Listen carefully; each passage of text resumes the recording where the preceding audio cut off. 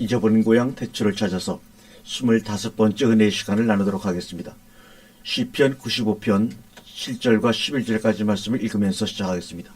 대저 저는 우리 하나님이시여 우리는 그의 기르시는 백성이며 그 손의 양이라. 너희가 오늘날 그 음성을 듣기를 원하노라. 이르시기를 너희는 무리바에서와 같이 또 광야 마사의 날과 같이 너희 마음을 강팍해 말지어다. 그때에 너희 열조가 나를 시험하며 나를 탐지하고 나의 행사를 보았도다. 내가 40년을 그 세대로 인하여 근심하여 이르기를 저희는 마음이 미혹된 백성이라 내 도를 알지 못한다 하였도다. 그러므로 내가 노아에 맹세하기를 저희는 내 안식에 들어오지 못하리라 하였도다 말씀하고 있습니다. 이 시는 다윗의 시편입니다. 그러니까 이 시가 기록된 때에는 이스라엘이 안식의 땅 가나안에 들어간 지 440년 후입니다. 그런데 7절을 보니까 다윗은 오늘날이라는 단어를 써서 이스라엘에게 안식에 들어가기를 힘쓰라고 공고하고 있습니다. 그 내용을 요약하면 이렇습니다. 이스라엘아, 너희 조상들이 광야에서 불순종함으로 안식에 들어가지 못했던 것을 기억하고 너희도 하나님의 음성을 외면치 말고 순종하여 안식에 들어가도록 해야 한다. 유대인들이 생각하는 것처럼 만일 가나안 땅이 정말 안식의 땅에 실체했다면 이미 가나안 땅에 들어간 지 440년이 지난 뒤에 다윗을 통해 또다시 들어가라 말씀하신 안식은 도대체 무엇일까? 그것은 바로 가나안은 상징이었다는 것을 우리가 알 수가 있습니다. 그 시편 95편을 히브리서 기자가 잘 설명해 주고 있습니다. 우리 한번 히브리서 3장 15절부터 4장 11절까지 말씀을 우리가 차분하게 한번 읽어보도록 하겠습니다. 오늘 너희가 그의 음성을 듣거든 반역하던 때와 같이 너희의 마음을 완고하게 하지 말아라 하는 말씀이 있는데, 듣고서도 하나님께 반역한 사람들은 누구였습니까?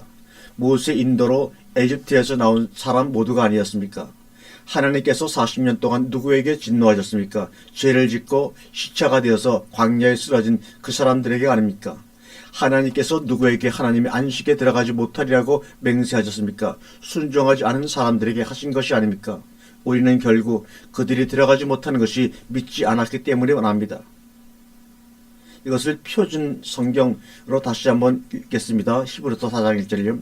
그러므로 하나님께서 허락하신 안식에 들어갈 수 있는 약속이 아직 남아있는 동안에 거기에 미치지 못하는 사람이 여러분들 가운데 아무도 생기지 않도록 두려운 마음으로 조심하십시오. 그들이나 우리나 기쁜 소식을 들은 것은 마찬가지입니다. 그런데 들은 그 말씀은 그들에게는 아무런 유익이 되지 못하였습니다. 그들은 그 말씀을 듣고도 그것을 믿음과 결합시키지 않았기 때문입니다. 그러나 그 말씀을 믿은 우리는 안식에 들어갈 것입니다. 그것은 내가 진노하여 맹세한 것과 같이 그들은 결코 내 안식에 들어오지 못할 것이다 라고 말씀하신 그들입니다. 실상 하나님께서 세상을 창조하시어 모든 일을 끝마치셨으므로 그때부터는 안식이 있어 온 것입니다. 일곱째 되는 날에 관하여 어디에선가 하나님께서 일곱째 되는 날에는 그 모든 일을 마치고 쉬셨다고, 또 이곳에서는 그들은 결코 내 안식에 들어오지 못할 것이다 하셨습니다. 그러나 어떤 사람들에게는 안식에 들어갈 기회가 아직 남아있습니다. 그런데 기쁜 소식을 먼저 들은 사람은 순종하지 않았으므로 들어갈 수가 없었습니다. 그렇지만 하나님께서는 다시 오늘이라는 어떤 날을 정하시고 이미 인용한 말씀대로 오랜 뒤에 다윗을 시켜서 오늘 너희가 그 음성을 듣거든 너희 마음을 완고하게 하지 말아라 말씀하셨습니다. 여호수아가 그들에게 안식을 주었다고 하면 하나님께서는 그 뒤에 다른 날이 있을 것을 말씀하지 않으셨을 것입니다. 그러니 하나님 백성에게는 안식하는 것이 아직 남아 있습니다. 하나님께서 허락하신 안식에 들어가는 사람은 하나님께서 자기 일을 마치고 쉬신 것과 같이 그도 자기 일을 마치고 쉬는 것입니다. 그러므로 우리는 이 안식에 들어가도록 힘을 씁시다. 아무도 그와 같은 불순종의 본을 따르다가 떨어져 나가리 없도록 해야 하겠습니다. 히브리서 기자의 기록입니다. 지금 히브리서의 내용을 간단하게 의역해드리면 바로 이런 얘기라고 할 수가 있습니다. 구약성경의 창세기에 나온 안식과 신명기와 여호수아에 나오는 안식은 실체가 아니었다는 것입니다. 그 안식들은 모두 우리 교회가 들어가게 될 하늘의 안식을 상징하고 있었던 것이란 말입니다. 그런데 그 하늘의 안식은 예수 그리스도 안에서 우리에게 주어지게 되는 것이며 영적으로 우리는 이미 예수 그리스도 안에 안식에 들어갔다는 것입니다. 그러나 그렇게 영적으로 안식에 들어간 자들은 이 땅에서 안식에 들어가고 있어야 하며 들어가기를 힘써야 한다는 것입니다. 자, 잘 보시면 이 히브리서 4장의 주어가 전부 우리입니다. 우리. 복수지요. 1절에 우리는 두려워할지니 3절에 우리들은 저 안식에 들어간도다. 또 11절에 우리가 저 안식에 들어가길 힘쓸지니 전부 복수입니다. 그런데 10절에 안식에 들어간 자만 단수입니다. 여기서 우리는 히브리서 기자를 포함한 교회를 말합니다. 그러나 10절에 안식에 들어간 자는 바로 예수 그리스도를 말씀하고 있는 것입니다. 그러니까 이런 말입니다. 하나님께서 6일 동안의 창조를 마치시고 7일째 안식하신 것처럼 십자가를 지심으로 재창조를 완성하시고 안식에 들어가신 분은 예수님 한 분이시라는 겁니다. 그런데 그 예수 그리스도 안에 우리라는 사람들이 들어가 있는 것입니다. 이해가 되시나요?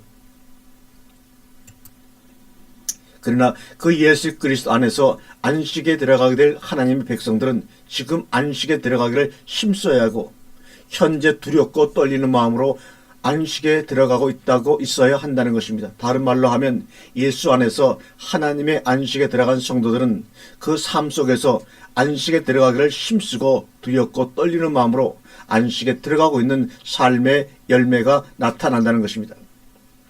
4장 1절을 보면 성도는 혹시 내가 안식에 미치지 못하면 어떻게 하나 라는 두려움이 있어야 한다는 권고가 나옵니다. 이 말은 우리가 구원을 받은 이후에도 중도에 타락할 수 있다는 여지를 나타내고 있는 것은 아닙니다.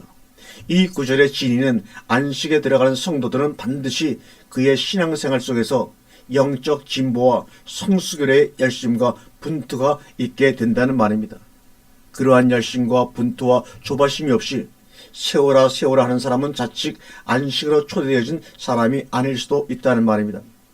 1절에 보니까 미치지 못한다에 쓰인 후스테레오라는 단어는 늦게 되다, 열등하다, 부족하다라는 뜻이지만 히브리서가 쓰여질 당시에는 하루가 늦다의 의미로 쓰였던 단어가 바로 후스테레오입니다. 그러니까 다시 한번 여러분께 말씀을 드리면 성경은 후스테오라는 단어를 써서 너희들 그렇게 안일하게 신앙생활 하다가는 하루가 늦을지도 모른다는 경고가 들어가 있는 것입니다. 하루가 늦을지도 모른다. 후스테오. 구약에 능통했던 초대교회 성도들이 그 단어를 읽었을 때 어떤 장면이 떠올렸을까요? 구약에 하루가 늦음으로 낭패를 당했던 사건이 여러분 기억이 나시죠? 바로 민수기 14장입니다. 이스라엘이 가데스바데에 이르러 가나안 땅으로 12정탐꾼을 보냈습니다. 그런데 갈렙과 여호수아를 제한 나머지 10명이 하나님의 언약은 아랑곳 하지 않고 그 가나안 땅 거민들이 크고 장대한 것에 겁을 먹고 우리는 절대로 저 땅에 못 들어간다고 이스라엘 백성들에게 겁을 주었습니다. 반면에 갈렙과 여호수아는 하나님께서 우리를 인도하시면 그들은 우리의 밥이다. 겁먹지 말고 우리 올라가자 외쳤습니다. 그랬더니 이스라엘 백성들이 여호수아 갈렙을 돌로 때려 죽이려 했습니다. 그때 하나님께서 이스라엘에게 진노하십니다. 민수기 14장 26절에 그 말씀이 기록되어 있습니다. 함께 읽겠습니다. 여호와께서 모세와 아론에게 일러 가라사대 나를 원망한 이 악한 회중을 내가 어느 때까지 참으랴. 이스라엘 자손이 나를 향하여 원망하는 바 그 원망하는 말을 내가 들었노라. 그들에게 이르기를 여호와의 말씀에 나의 삶을 가리켜 맹세하노라. 너희 말에 내게 들린 대로 내가 너희에게 행하리니 너희 시체가 이 광야에 엎드러질 것이라. 너희 20세 이상으로 계수한 받은 자 곧 나를 원망하는 자의 전부가 여분네 아들 갈렙과 눈의 아들 여호수아 외에는 내가 맹세하여 너희로 거하게 할 한 땅에 결탄코 들어가지 못하리라. 히브리서가 이 민수기 14장을 단어까지 똑같이 그대로 인용하고 있다는 것을 아시겠죠. 모세가 이러한 하나님의 진노를 이스라엘에게 전했습니다. 그랬더니 이스라엘이 회개를 하고 다음날 아침 일찍 나와 가나안으로 진격했습니다. 그러나 이미 어떻습니까? 하루가 늦은 것입니다. 이스라엘은 그 다음날 아말렉에게 크게 도륙을 당했습니다. 민수기 14장 39절에 그 내용이 나와 있죠. 모세가 주께서 하신 말씀을 온 이스라엘 자손에게 일러주니 백성들은 매우 슬퍼하였습니다. 다음날 그들은 일찍 일어나 산꼭대기에 올라가서 올라가면서 외쳤습니다. 주께서 말씀하신 그곳으로 올라가자. 우리가 잘못했다. 그러나 모세는 말렸습니다. 어쩌자고 주께서 하신 말씀을 거역하려는 거냐. 이 일은 결코 성공하지 못한다. 올라가지 말아라. 주께서 너희 가운데 계시지 않는다. 너희는 적에게 패할 것이다. 암말렉 사람과 가나안 사람이 거기서 너희를 기다리고 있다. 너희는 칼을 맞고 쓰러진다. 너희가 줄을 던지고 돌아섰으니 주께서 너희와 함께 하시지 않을 거야. 그들은 더 생각하지 않고 산 꼭대기로 올라가서 그러나 주의 언약궤와 모세는 지난해서 움직이지 않았다고 말합니다. 그냥 하루 전에 갈렙의 말을 들었을 때 하나님의 언약과 그분의 능력을 신뢰하고 가나안으로 진격을 했다면 이스라엘은 광야에서 40년을 보낼 필요가 없었습니다. 그런데 딱 하루가 늦는 바람에 여호수아와 갈렙을 제외한 출애굽 1세들이 모두 다 광야에서 시체가 되고 말았다는 것입니다. 바로 이 사건을 히브리서 기자가 인용을 했다가 성도들에게 경고를 지금 하고 있는 것입니다. 여러분, 우리가 마땅히 성도로 되어야 할 분투와 열심과 진지함과 성실함을 자꾸 뒤로 미루다 보면 하루가 늦을 수가 있습니다. 여러분이 이 강단에서 뿌려지는 경고를 계속해서 무시하시면 하루가 늦을 수가 있습니다. 오늘, 아니 지금 힘써야 하는 것입니다. 출애굽기 13장 14절과 15절에 하나님이 모세에게 말씀하셨습니다. 나는 스스로 있는 자다. 너는 이스라엘 자손에게 이르기를 스스로 계신 분이 나를 너희에게 보내셨다 하여라. 하나님이 다시 모세에게 말씀하셨습니다. 너는 이스라엘 자손에게 이르기를 여호와 너희 조상의 하나님 곧 아브라함의 하나님 이삭의 하나님 야곱의 하나님이 나를 너희에게 보내셨다 하여라. 이것이 영원한 나의 이름이며 이것이 바로 너희가 대대로 기억할 나의 이름이다. 하나님께서 당신의 이름을 야훼, 여호와라고 소개하시면서 그 이름의 의미를 스스로 있는 자라고 밝혀주시죠. 출애굽기 6장 2절과 5절의 말씀을 보면 하나님 모세에게 이렇게 말씀하셨습니다. 나는 주다. 나는 아브라함과 이삭과 야곱에게 전능한 하나님으로 나타났으나 그들에게 나의 이름을 여호와로는 알리지 않았다. 나는 또한 그들이 한동안 나그네로 몸부쳐 살던 가나안 땅을 그들에게 주기로 그들과 언약을 세웠는데 이제 나는 이집트 사람이 종으로 부리는 이스라엘 자손의 신음소리를 듣고 내가 세운 언약을 생각한다. 이렇게 하나님은 자신의 마음을 출애굽기 6장에 기록하고 있습니다. 이곳에서 여호와 하나님이 언약을 하시고 언약을 이루시는 분으로 소개되고 있습니다. 그러니까 여호와 하나님이라는 이름이 담고 있는 내용은 스스로의 능력과 열심으로 언약을 맺으시고 또 언약을 이루시는 분이라는 뜻을 담고 있는 것을 우리가 명확히 알 수가 있지요. 모세는 창세기의 창조 기사를 소개한 후에 갑자기 여호와 하나님이라는 이름을 등장시키므로 하나님은 이 모든 일을 스스로 이루셨으며 그러한 창조의 기사뿐 아니라 인류의 역사는 모두 하나님께서 언약을 세우시고 언약을 이루어 가시는 하나님의 열심에 관한 이야기라는 것을 우리에게 보여주고 있는 것입니다. 그래서 이제 본격적으로 인간 창조에 대한 반복 설명이 시작되는 2장 4절에서 여호와 하나님이 등장하는 것입니다. 바로 그 하나님은 인간과 언약을 맺으시는 분이시기 때문에 그렇습니다. 오늘 본문은 주의 깊게 해석을 하지 않으면 자칫 곡해를 불러일으킬 소지가 많은 부분입니다. 언뜻 보면 각기 다른 창조기사가 반복되는 것 같기도 하고 앞부분의 내용과 모순이 되는 듯한 내용도 발견되기 때문입니다. 그래서 어떤 사람은 창세기 1장 1절부터 창세기 2장 3절까지의 창조기사와 이 창세기 2장 4절 이하에 나오는 창조의 이야기를 각기 다른 창조, 두 개의 창조로 보는 사람도 있습니다. 첫 창조가 실패를 했기에 또 다른 창조가 있었던 것이라는 억지주장을 피고 있는 것입니다. 그런데 많은 사람들이 이 억지주장에 넘어가서 엉뚱한 얘기를 하는 경우가 지금까지 많습니다. 하나님은 그렇게 실패하실 수도 있으신 분인가요? 결론은 절대로 그럴 리가 없는 분이라는 것은 우리가 이미 명백히 알고 있는 사실이라는 것입니다. 또 어떤 사람들은 창세기 2장 4절 이하의 창조가 2장 3절까지의 창조를 반복하는 것이라는 것은 인정하지만 창조의 순서가 1장의 것과 틀리는 것을 보아서 이 창세기의 창조기사는 당시 고대 근동지방의 설화들을 신화들을 짜집게 해놓은 곳에 불과하다고 하는 주장을 피는 신학자도 있습니다. 과연 그런 주장들이 일리가 있는 것인지 제가 오늘 그 논란에 대한 부분들을 아주 명확하게 여러분들에게 말씀을 해드리도록 하겠습니다. 먼저 2장 4절에 보면 거기에 대략이라는 말이 나옵니다. 그 대략이라고 번역된 히브리어 단어가 바로 토르토트. 이 말이 여러분들 이미 알고 계시지 않습니까? 역사, 기원에 관한 기록이라는 의미, 때로는 족보라고도 우리가 번역을 합니다.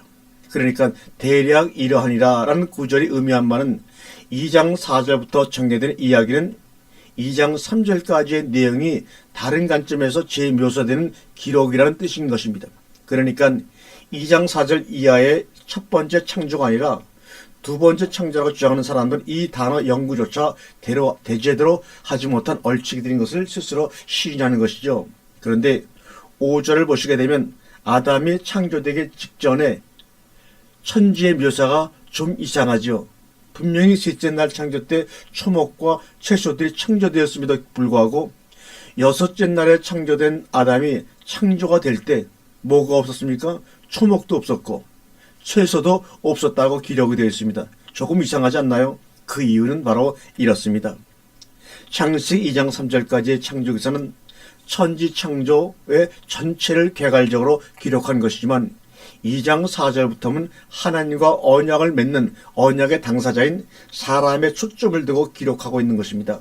그러니까 2장 4절 이하는 창세기 여섯째 날의 창조를 사람이라는 존재도 초점을 두어 부연 설명하고 있는 것이라고 보시면 됩니다. 그래서 모세는 사람이라는 존재가 하나님에게 얼마나 소중한 존재인지를 강조하는 단어와 문틀을 사용해서 2장 4절 이하를 지금 기록하고 있는 것입니다. 5절을 잘 보세요. 그 문장의 강세는 들에 초목이 나지 않았고 밭에 채소가 없었다는 것을 잊지가 않고 경작할 사람이 없었다는 것을 지금 포인트를 맞추고 있는 것입니다. 액센트를 거기다 주고 있는 것입니다. 창세기 2장 5절 한번 읽어보죠. 여호와 하나님이 땅에 비를 내리지 아니하셨고 경작할 사람도 없었으므로 들에는 초목이 없었고 밭에는 채소가 나지 아니했다. 경작할 사람이 없었기 때문에 들에는 초목이 아직 없었고 밭에는 채소가 나지 아니었다라고 얘기하고 있는 거죠. 여기에서 주인공은 바로 경작할 사람이 없다는 것입니다. 여기서 들과 밭이라는 번역된 이 단어는 사대입니다. 여기는 들로 번역됐고 여기는 밭으로 번역됐지만 사실은 같은 단어 사대를 이렇게 다르게 지금 번역을 해 놓았군요. 그 단어는 땅, 에레치란 단어는 완전히 다른 단어입니다. 그러니까 땅에 초목과 채소가 없었던 것이 아니라 인간이 경작하고 다스릴 들과 밭에 초목이 없었다는 것을 얘기합니다. 이미 땅에는 그런 것들이 있었지만 인간들이 다스릴 그 제한된 그 들과 밭에는 그런 초목이 없었다는 것을 얘기하고 있는 것이죠. 모세가 이 문장에서 강조하고자 하는 것은 이 천지 만물 중 가장 중요한 사람이라는 존재가 아직 없었기 때문에 그들이 다스리고 경작해서 풍성한 수확을 거둘 밭과 들의 처소가 존재하지 않았음을 강조하고 있는 것입니다. 이해가 되시겠지요? 그러니까 이 문장에서 사람이라는 존재가 없었다는 것과 초목과 채소는 사람에 의해 다스려지고 경작되어질 때 그 존재의 의미가 생긴다는 것에 초점이 있는 것이 초목과 채소가 있었다 없었다에 관심이 있는 것이 아니라는 사실입니다. 그래서 땅에 초목과 채소가 없었다라고 이야기하지 않고 특별히 사대에 들과 밭에 초목과 채소가 없었다라고 다른 단어를 써서 기록하고 있는 것입니다. 초목과 채소뿐만 아니라 모든 피조물은 인간의 다스림 속에서 하나님의 영광을 나타내도록 지어진 것이기 때문에 하나님과 피조물 사이에서의 스위치 역할을 하는 인간이 없는 초목과 채소는 그 존재 자체가 무의미한 것입니다. 그리고 2장 19절을 보면 마치 짐승들과 치애들이 아담이 창조된 후에 생긴 것처럼 보입니다. 그래서 그 구절도 얼치기 신학자들에 의해 자주 해자되곤 합니다. 한번 읽어볼까요? 여호와 하나님이 흙으로 각종 들짐승과 각종 새를 지으시고 아담이 어떻게 이름을 짓나 보시려고 그것들을 그에게 이끌어 오시니 아담이 각 생물을 일컫는 바가 곧 그 이름이 되리라. 여기에 보게 되면 이 짐승과 새들이 마침 아담보다 뒤에 창조된 것처럼 지금 얘기가 됩니다. 하나님이 흙으로 각종 들짐승과 공중의 각종 새를 지으시고 이미 먼저 창조되어 있는 아담 앞을 지나게 하신다. 그래서 이름을 짓게 하신다. 이렇게 잘못하면 이해가 될 수가 있습니다. 그렇지요. 분명 1장에서는 짐승과 새들이 각기 5째 날과 6째 날에 아담보다 먼저 창조가 됩니다. 그런데 여기에는 아담이 먼저 창조가 되고 그 후에 하나님께서 아담에게 이름을 짓게 하시기 위해 짐승들과 새들을 창조하신 것처럼 보입니다. 정말 착각하기 좋은 문장입니다. 그러나 히브리어 문법의 시제를 제대로 공부한 사람이라면 이 문장이 그렇게 까다로운 문장이 아니라는 것을 금방 알 수 있습니다.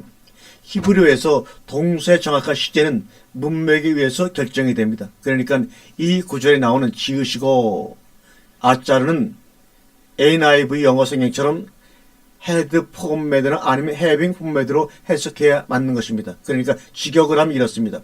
여호와 하나님이 흙으로 지으셨던 과거형입니다. 각종 들짐승과 공중의 각종 새를 아담이 어떻게 이름을 짓나 보시려고. 그러면 1장의 창조와 전혀 문제될 것이 없지요. 그래서 더욱 결정적인 증거는 예수 그리스도께서 창세기 1장의 창조와 창세기 2장의 창조를 하나로 이야기하고 계시다는 것입니다. 그것이 어디에 나와 있냐고요? 마태복음 19장 3절과 4절에 기록되어 있습니다. 예수께서 대답하여 가라사대 사람이 지으신 이가 본래 저희를 남자와 여자로 만드시고 말씀하시기를 이러므로 사람이 그 부모를 떠나서 아내에게 합하여 그들이 한 몸이 될지니라 하신 것을 너희가 읽지 못하였느냐. 맞습니다. 4절은 창세기 1장 27절을 인용한 것이고 5절은 창세기 2장 24절을 인용한 것입니다. 주님께서 이렇게 두 구절을 결합시켜서 인용하심으로 창세기 1장과 2장이 서로 분리된 그리고 서로 모순된 설명이 아니라는 것을 우리에게 분명히 보여주고 있습니다. 그러니까 오늘 본문의 5절과 6절은 천지 만물 가운데 사람이 얼마나 중요한가를 강조하는 의도에서 기록된 구절로 이해하시면 됩니다. 계속해서 7절을 보시면 하나님께서 사람을 흙으로 지으셨다고 나옵니다. 여기서 흙이라고 번역된 아파르민 하아다마는 땅의 티끌이라는 뜻입니다. 성경은 사람이 티끌로 지어졌다는 것을 밝힘으로써 사람은 하나님이 주시는 생명력이 끊기고 하나님과 관계없는 자가 될 때 그저 티끌에 불과한 존재라는 것을 주지시키고 있는 것입니다. 성경에서 티끌은 아주 보잘것없는 존재를 가리킬 때 쓰는 단어입니다. 우리가 창세기 18장 27절을 한번 읽겠습니다. 아브라함이 말씀하여 가로되 티끌과 같은 나라도 감히 주께 구하나이다. 또 사무엘상 2장 8절 읽어보겠습니다. 가난한 자를 진토에서 아파레에서 일으키시며 빈핍한 자를 거름더미에서 드사 기적들과 함께 하시며 영광의 위를 차지하게 하시는도다. 땅의 기둥들은 여호와의 것이라 여호와께서 세계를 그 위에 세우셨도다. 여기서 티끌과 거름덩어리를 동격으로 놓고 있죠. 그러니까 티끌은 인간은 하나님과 관계가 끊어질 때는 똥더미에 불과하다는 것을 바로 얘기하고 있는 것입니다. 뿐만 아니라 티끌은 저주와 심판 그리고 완전한 패배를 나타낼 때 쓰기도 합니다. 그 단어가 바로 열왕기상 16장 2절과 4절 사이에 나와 있습니다. 나는 너를 먼지 속에서 이끌어내어서 내 백성 이스라엘의 통치자로 삼았다. 그런데 너는 여로보암과 같은 길을 걸어서 내 백성 이스라엘로 하여금 죄를 짓게 하고 그 죄 때문에 내 분노를 사는구나. 내가 바하사와 그의 가문을 쓸어버리겠다. 그리하여 내 가문을 느바의 아들 여로보암의 가문처럼 만들겠다. 바하사에게 속한 사람으로서 성 안에 죽는 사람들은 개들이 먹어 치울 것이고 성 바깥의 들에서 죽는 사람들은 하늘의 새들이 쪼아 먹을 것이다. 엄청난 지금 저주를 경고하고 계시는 것입니다. 하나님께서는 바하사를 티끌에서 들어서 세웠는데 그 바하사가 하나님의 목적에 맞지 않게 되자 다시 티끌로 돌려보내십니다. 그와 그에게 속한 자의 시체를 개와 새들이 먹을 것이라고 하고 계십니다. 계시록에 나오는 언어가 등장하죠. 저주와 심판입니다. 마치 창세기 3장 19절의 저주가 그림으로 그려지는 것 같지 않습니까? 아담이 죄를 짓자 하나님은 내가 흙이니 필경은 흙으로 돌아가리라 말씀하십니다. 그러니까 티끌인 인간이 하나님과 의로운 관계에 있을 때는 생명이 되지만 하나님의 생명력을 떠나버린 인간은 그저 티끌인 것입니다. 피조물에게서 피조물의 하나님은 떠나시는 것은 그 자체가 저주요 심판인 것입니다. 그러니까 하나님과 관계없이 살아가는 이 땅의 수많은 불신자들은 이미 심판을 받고 있는 것입니다. 그래서 우리가 이번 공부를 할 때 요한복음 3장 18절에서는 믿지 않는 자들은 벌써 심판을 받았다라고 명기해 놓은 것입니다. 그들은 이미 지옥을 살고 있는 것입니다. 여러분, 지옥이 뭐라고 했습니까? 하나님의 형상으로 지어진 인간들이 하나님으로부터 끊임없이 공급되어야 될 하늘의 복과 차단되어 땅에 갇혀버린 상태를 지옥이라고 하는 것입니다.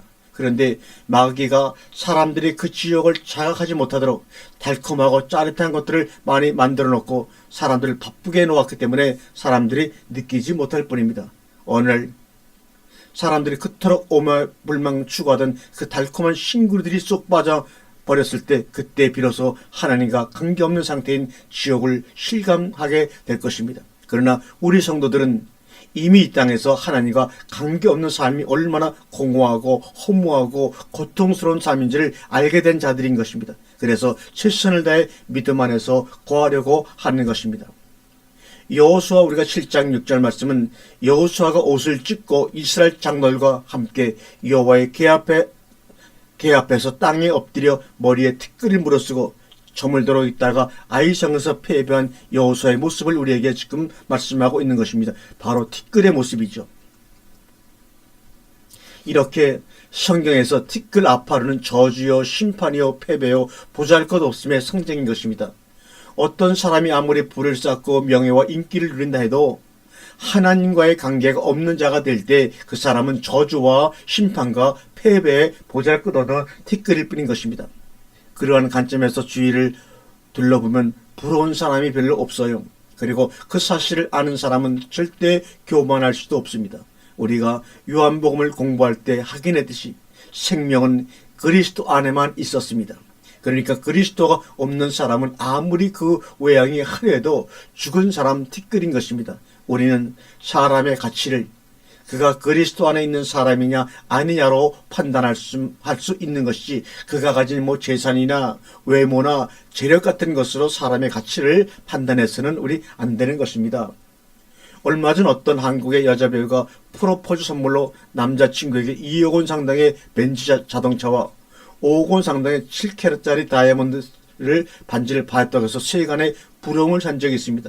그리고 어떤 배우는 30억을 초과하는 청담동 고급 비라를 신혼집으로 장만했다고 하죠. 그래서 여자는 일단 예쁘고 봐야 한다는 자조 섞인 넋두리가 난무하기도 했습니다. 여러분, 그게 정말 부러우십니까? 시체와 방불한 티끌들이 그 티끌에 치장하는 그 모습들이 정말로 부러우세요?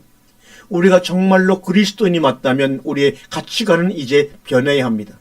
여러분이 부러워해야 할 것은 그런 외형적인 조건들이 아니라 그가 얼마나 예수 그리스도와 하늘의 복을 풍성히 누리며 사는가 하는 것을 부러워하셔야 한다는 것입니다. 모든 인간은 딱 두 부류로 나누어집니다. 하나님의 선택을 받은 자들과 하나님의 선택에서 제외된 자들입니다. 부자와 가난한 자, 잘생긴 자와 못생긴 자, 똑똑한 자와 어리석은 자와 같은 그런 모든 분류는 다 잊어버리세요. 이 지구상에 인간은 딱 두 부류밖에 없습니다. 하나님의 선택을 받은 자들은 영생을 소유한 자라는 관점에서 평등합니다. 그리고 하나님의 선택에서 제외된 자들은 그저 티끌이라는 면에서 역시 평등합니다. 그런데 세상은 그 티끌들에게 서로 경쟁을 하도록 만들어 놓았습니다. 올림픽이다, 미스코리아 대회다, 별거 다 만들어 놓고 모든 인간들을 경쟁 구도 속으로 몰아넣습니다. 그래서 티끌들은 그 경쟁의 재미 속에서 자신들의 실제 모습을 잊어버리고 사는 것입니다. 그게 바로 저주인 것입니다. 하늘의 비밀을 알게 된 사람들은 절대로 경쟁하지 않습니다. 내가 이기기 위해 남을 밟는 갑질의 행위를 하지 않습니다. 우리는 그저 티끌과에 불과한 사람들이었는데 하나님께서 이렇게 생명 있는 자로 만들어 주셨다는 그 복음이 너무나 감사해서 사소한 것들로 경쟁하지 않고 세상이 추구하는 그 힘이 없다고 해도 절대로 풀주고 하지 않습니다. 우리가 야고보서 1장 9절과 11절 말씀을 우리가 한번 같이 읽겠습니다. 비천한 신도는 자기의 처지가 높아짐을 자랑스럽게 여기십시오. 부자는 자기의 처지가 낮아짐을 자랑스럽게 여기십시오. 부자는 풀의 꽃과 같이 사라질 것이기 때문입니다. 해가 떠서 뜨거운 열을 보면 풀은 마르고 꽃은 떨어져서 그 아름다운 모습이 사라집니다. 이와 같이 부자도 자기 일에만 파묻혀 있는 동안에 시들어 버립니다. 또 야고보서 2장 1절과 4절에 보면 나의 형제 자매 여러분은 영광의 주 우리 예수 그리스도를 믿고 있으니 사람을 차별하여 대하지 마십시오. 이를테면 여러분의 해당에 화려한 옷을 입은 사람이 금가락지를 끼고 들어오면 또 남루한 옷을 입은 가난한 사람도 들어온다고 합시다. 여러분이 화려한 옷 입은 사람에게는 특별한 호의를 보이면서 여기 좋은 자리에 앉으십시오 하고, 가난한 사람에게는 당신은 거기에 서 있든지 나의 밟지 않든지 하시오 하고 말하면 바로 여러분은 서로 차별을 하고 나쁜 생각으로 남을 판단하는 사람이 된 것이 아니고 무엇이겠습니까? 이렇게 된 우리 인간은 하나님의 사랑과 은혜를 떠나서는 티끌에 불과한 사람임을 아는 사람들은 외모로 사람을 판단해서도 안 되고 그들을 경쟁 상대로 보아서도 안 됩니다. 이사야서 2장 20절에 또 이런 말을 합니다. 너희는 사람을 의지하지 말아라. 그의 숨이 코에 달려 있으니 수에 셈할 가치가 어디에 있겠느냐. 하나님과 관계없는 인간들은 그 코에서 숨이 멎는 순간 순식간에 허망한 티끌로 변하게 되는 것입니다. 아무리 엄청난 부를 쌓고 어마어마한 명성과 인기를 누렸어도 그 코에서 숨만 멎으면 그 사람은 며칠 안가 티끌로 변해버리고 마는 것입니다. 그 이후의 삶을 준비해야죠. 그래서 욥기 4장에 보면 인간을 흙집에 살며 티끌로 털 삼고 하루살이에게도 늘려 죽을 자라고 묘사를 하고 있습니다. 따라서 우리 성도들은 하나님 앞에서 우리의 연약함을 인정하고 하나님의 도우심만을 구하며 겸손하게 하루하루 보내야 하는 것입니다. 하나님과 관계없는 우리는 그저 티끌입니다. 계속해서 본문을 보시면 하나님께서 그렇게 티끌로 만들어진 인간들에게 생기를 불어 넣으셨다고 합니다. 여기서 쓰인 생기는 네샤마입니다. 생명의 기운이라는 뜻입니다. 그러니까 최초의 인간에게 부어졌던 생기는 언제든지 철회될 수 있는 생명의 기운이었지 생명 그 자체가 아니었던 것입니다. 성경은 그러한 생명의 기운을 소유했던 아담이 어떻게 영원한 생명을 얻게 되는지를 기록해 놓은 것입니다. 생명의 기운만 소유했던 아담이 어떻게 영원한 생명을 얻게 되는지를 기록해 놓은 책이 바로 창세기 1장부터 요한계시록 마지막 66까지의 과정입니다. 단순한 것입니다. 성경은 내가 생명의 기운 숨을 주님께로 받았지만 이 숨이 영원한 생명으로 내가 바꾸기 위해서 그것을 소유하기 위해서 어떻게 되어야 하는가를 나를 위해서 하나님이 하나하나 지금 여러분에게 설명을 하고 계신 겁니다. 하나님은 자기 희생 십자가를 통해서 자신의 백성 안에 영원히 내주하시는 방법으로 그 백성들을 생명의 기운 정도가 아닌 네셔마 정도가 아닌 생명으로 만들어 내실 것임을 성경 전체에서 보여주고 계신 것입니다. 그리고 8절부터는 에덴에 대한 묘사가 나오죠. 하나님은 천지를 창조하신 후에 따로 에덴 동산을 만드시고 인간을 그곳에 두셨습니다. 에덴, Garden of Joy, 기쁨의 동산이라는 뜻입니다. 거기에 동산이라고 번역할 히브리어는 가는 울타리를 치다라는 의미의 단어인 가난에서 파생된 단어입니다. 그러니까 에덴 동산은 울타리가 있는, 다른 말로 말하면 외부와 차단된 그런 곳이었습니다. 그 에덴 동산은 하나님의 백성들만 들어갈 수 있는 울타리가 있는 하나님의 나라를 상징하고 있는 곳이기 때문에 그렇습니다. 그리고 에덴 동산을 창설하셨다 해서 창설하다라고 번역된 와이이타라는 단어는 원래 심다라는 뜻입니다. 씨를 심다라는 뜻입니다. 그 말은 에덴은 어떤 특별한 것이 심겨진 곳이라는 것을 암시하는 겁니다. 어떤 특별한 것들이 심겨져 있었나요? 여러분 아시지 않습니까? 선악과 나무와 생명나무가 심겨져 있었습니다. 그것도 동산 중앙에 심겨져 있었습니다. 하나님은 울타리가 펴진 동산과 두 나무의 그림을 통해서 하나님의 나라가 어떤 원리에 의해서 완성이 될 것이며 어떤 원리로 움직이게 될 것인지를 보여주시고자 하신 것입니다. 다른 말로 하나님께서 가장 잘 보이는 동산 중앙에 그 나무를 심으셨다는 것은 하나님의 나라는 그 두 나무의 상관관계를 통해 완성될 것이고 통치될 것임을 우리에게 보여주고 있는 것입니다. 따라서 우리는 오늘 이 두 개처럼 보이는 나무의 상관관계가 지향하고 있는 통합된 하나의 원리를 찾아내야 합니다. 여러분이 익히 아시다시피 선악과 나무는 하나님의 계명을 의미하고 있습니다. 그 나무의 열매인 선악과는 단순히 먹어서는 안 되는 금단의 열매가 아닌 것입니다. 만일 그런 것이었다면 동산 중앙이 아니라 동산 구석에 심어 놓으셨겠죠. 그리고 생명나무는 말 그대로 생명의 발원을 상징하는 것입니다. 하나님은 최초에 하나님의 백성들에게 하나님의 명령을 하더랬습니다. 창세기 2장 7절이죠. 선악을 알게 하는 나무의 열매는 실과는 먹지 말라. 내가 먹는 날에는 정령 죽으리라 하시니라.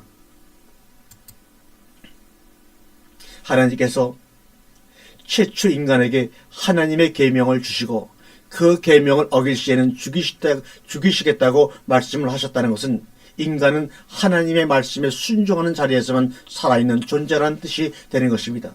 그래서 주님께서도 사람이 떡으로만 사는 것이 아니요 살아계신 하나님의 입에서 나오는 말씀으로 사는 것이라고 말씀을 하셨던 것입니다.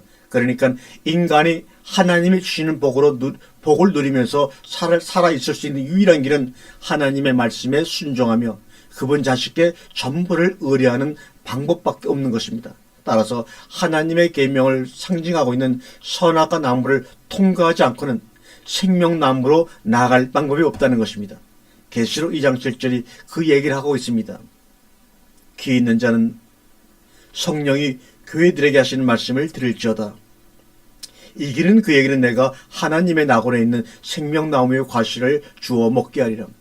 여기 분명 생명나무의 과실을 먹을 수 있는 자는 이기는 자라고 나오죠. 그러니까 생명나무의 과실은 선악과 나무의 시험을 이긴 자만이 먹을 수 있는 것이란 말입니다. 따라서 선악과와 생명나무는 둘 다 우리에게 너무너무나 좋은 나무라는 것입니다. 그런데 티끌에 불과한 인간은 도저히 그 선악과의 시험을 통과할 수가 없습니다. 여러분이 꼭 알아두셔야 할 것은 하나님께서 인간이 그 선악과 나무의 열매를 안 따먹을 수 있다는 기대를 가지시고 선악과의 명령을 내리신 것이 아니라는 사실입니다. 한 치 앞도 내다보실 수 없으신 분이 하나님일 수는 없는 것이니까요. 우리가 이 말씀을 이어서 다음 시간에 은혜의 시간을 계속해서 가지도록 하겠습니다. 아멘.